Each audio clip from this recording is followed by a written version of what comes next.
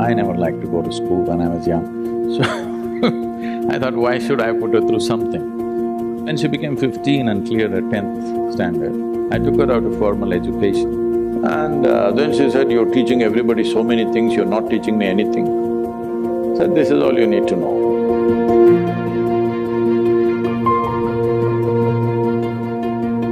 I had enough on my hands, so I never intended or thought we should have a child of our own. But my wife said at least one. I said, okay, one, only one. So that happened, and from the age of… when she was an infant, 3.5 months of age, I drove across South India with her strapped to my front seat of the car, me driving along, just my one hand here, one hand at the steering wheel.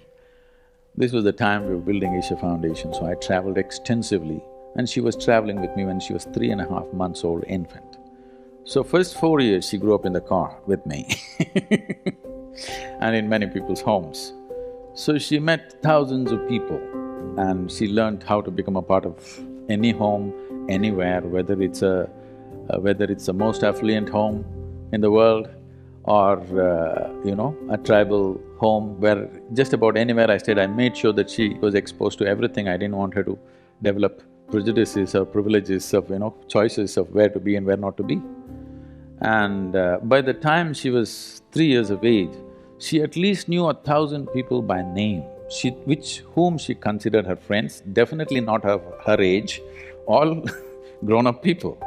So the tremendous exposure to people, and I thought I won't send her to school because I never liked to go to school when I was young. So I thought, why should I put her through something? Then the only thing I could not provide her is children of her own age. So I put her to a school which is not so competitive, not so pushy.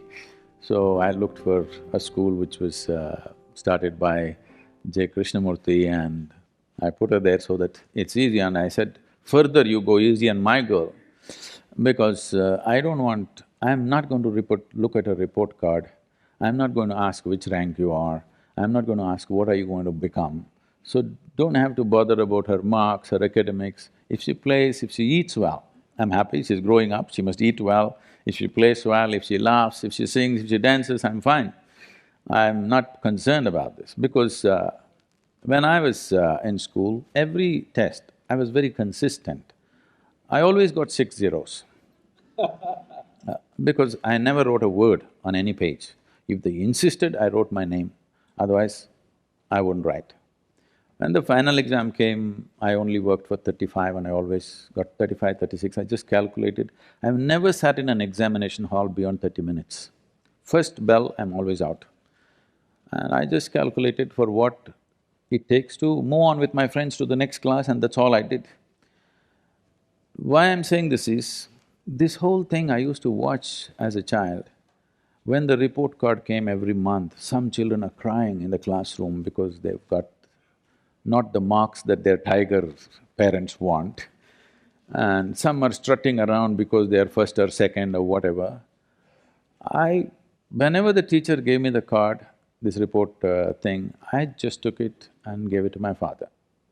I never ever opened and saw, because I thought this is a transaction between the teacher and my father. I don't want to intrude and see what is going on there.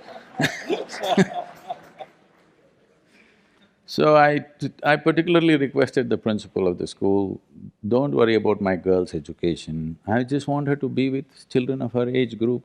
She eats well, just make sure she eats well, that's my only concern. She eats well, she's playing, she's laughing, she's jumping and dancing, I'm fine with this.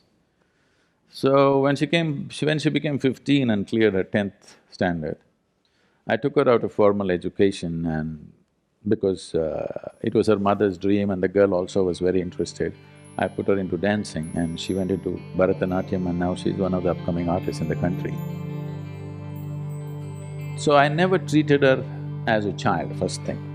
From the age of 2, from the time she started speaking, I always treated her as an equal, as an adult. I put whatever we're building a foundation, it's run by volunteers. Volunteers means we're doing variety of work. we're running businesses, we're running major projects and activity across the globe. None of them, except a few who teach, none of them are trained for their job, okay? Because I can't wait and pick somebody from IIT or IIM or something. Those who get rejected by all of you, probably they come to me. Whoever comes, I take them and put them into this job, that job, all kinds of jobs. So what can be done with one word?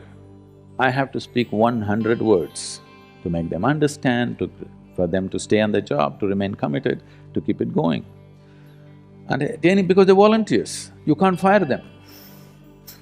You can't fire them for inefficiency or this or that. So whatever problems in the organization, in the management, in individual people's problems, adult problems, all kinds, I always, once in a way, I gave her one of the problem and said, what is it? She used to come out with incredible, her own childlike solutions, sometimes perfect solutions, sometimes something wacky. Around 12, 13 years of age, she came home one day and she was disturbed about something that she saw, something that happened at school. And then she said, you're teaching everybody so many things, you're not teaching me anything. I said, see, I am not known to teach anything unsolicited. Here you have come, now sit down. Said, this is all you need to know, you never look up to anybody. Eyebrows rising, that what about you? I said, especially me, because the value of who I am is only if you see me the way I am. If you look up to me, you will nail me to the wall and maybe smoke me, light an incense or put a mala around me and forget about me. This is not going to change your life in any way. You must just see me the way I am. You must see me just for what I am, then I'm of immense value to you. But if you look up to me, you will miss it.